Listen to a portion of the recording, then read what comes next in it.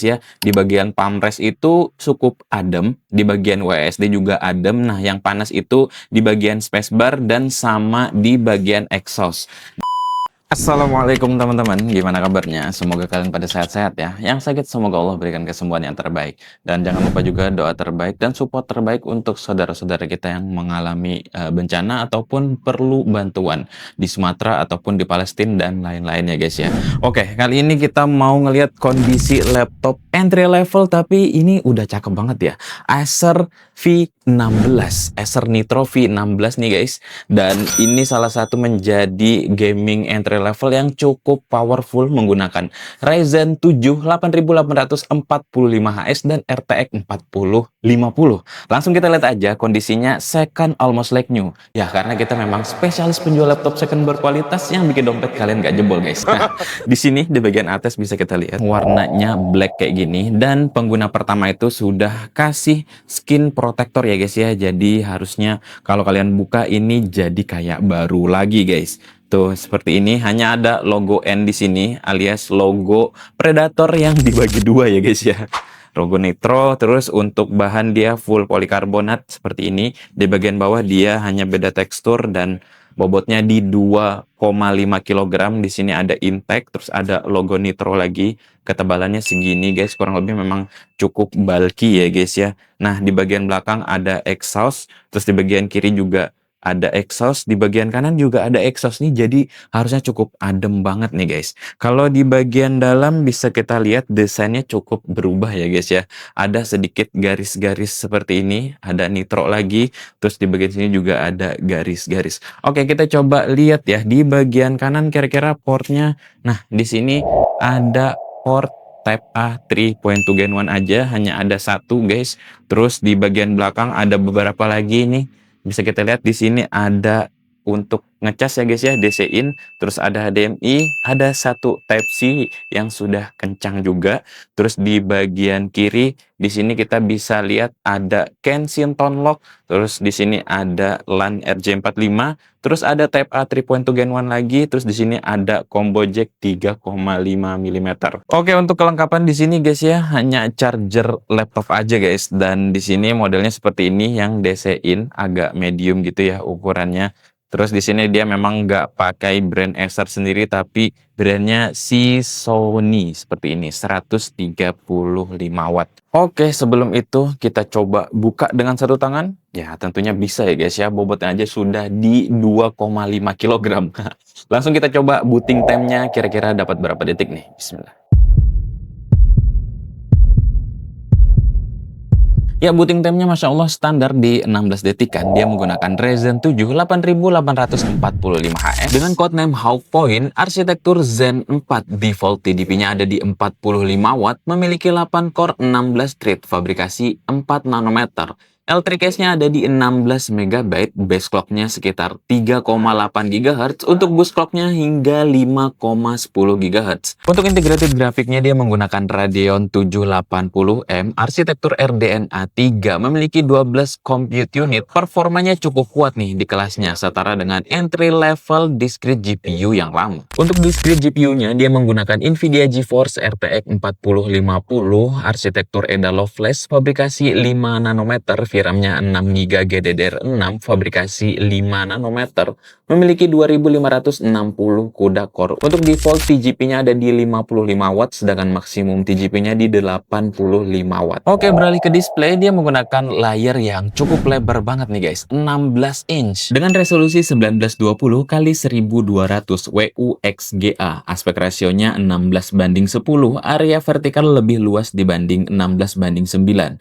Panelnya IPS, wide view angle, warna konsisten dari berbagai sudut. Dan Acer mengklaim bahwa color gamutnya ada di 100% sRGB, akurat untuk desain foto dan video. Frame rate-nya ada di 165 Hz, tentunya lancar untuk gaming dan gameplay yang responsif. Dan tekstur layarnya anti glare atau Acer menyebutnya Acer Comfy View. Masya Allah, cakep sih ini guys. Beralih ke webcam 720p. Walaupun 720p ini sudah cukup oke banget ya, ada fitur auto framing, jadi kalau kita kegeser ke sini, nah dia bakal ngikutin tuh. Wah, Masya Allah, segini kan.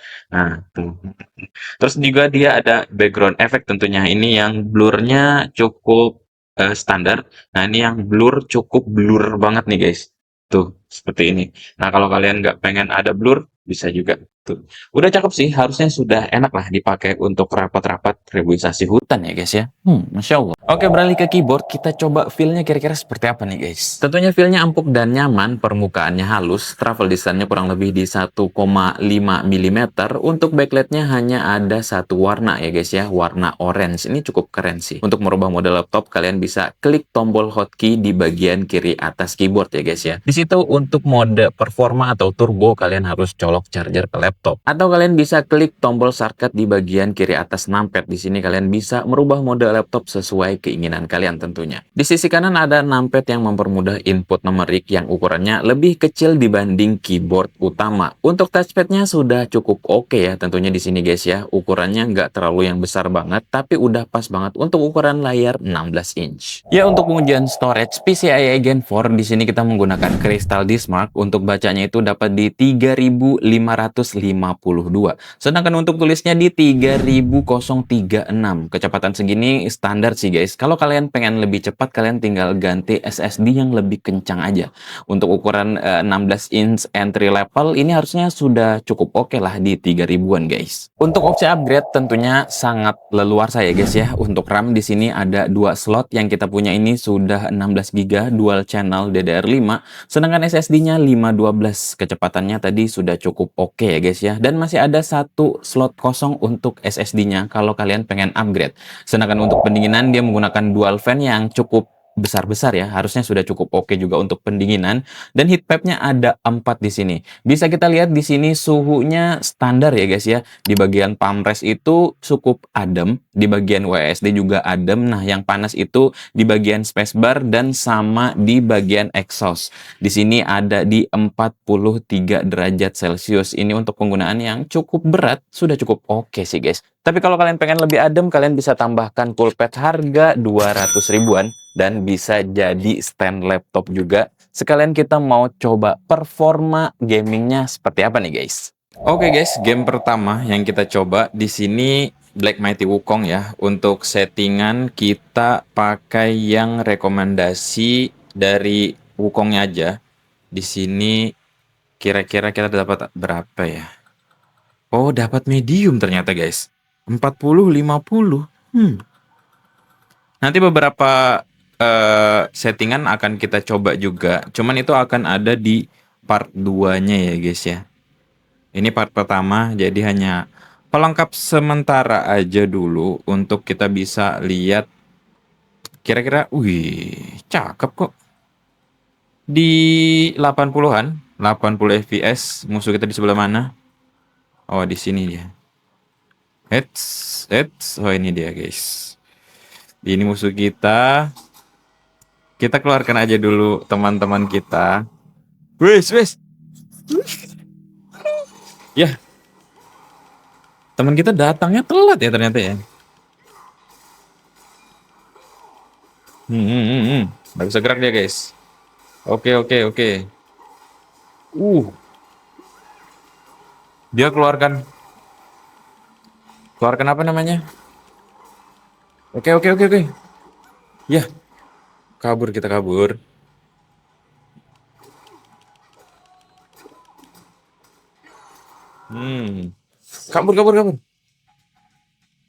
Kabur. Black long. Wits, nggak kena. Aman. Belum ada. Wih, kena. Astagfirullahaladzim. Isi darah dulu. Isi darah. Ih, ngerinya dia guys. Dia bawa apa tuh? Palunya gede banget guys. Oke. Astagfirullahaladzim. Ini buat kalian yang mau lihat beberapa settingan langsung. Hihihi.